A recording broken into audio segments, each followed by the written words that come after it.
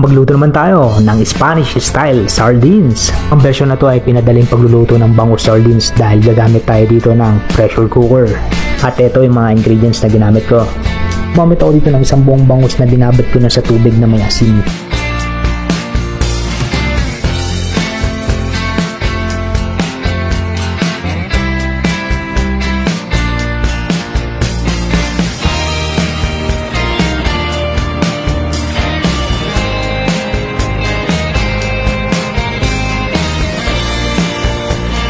Muna ibabanlawan lang natin itong bangus.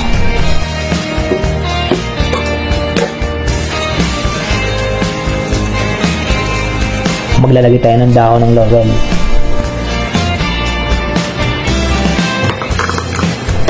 Ng carrots, sibuyas at bawang.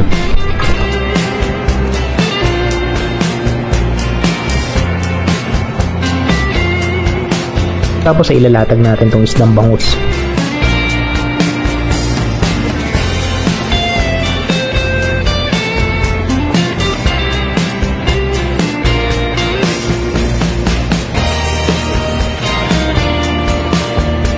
Naglagay ako dito ng pamintang buo. Maglalagay tayo dito ng asin.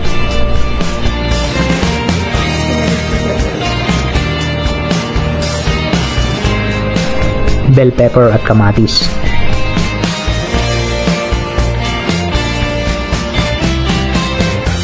Naglagay ako dito ng 1 cup ng olive oil.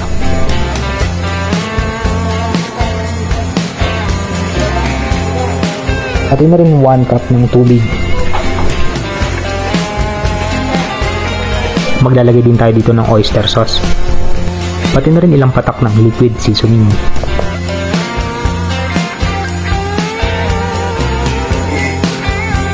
Lulutuin natin ito ng 30 minuto sa pressure cooker. Kapag tumunog na ang pressure cooker, doon pa lang natin sisimulan ng countdown ng 30 minutes.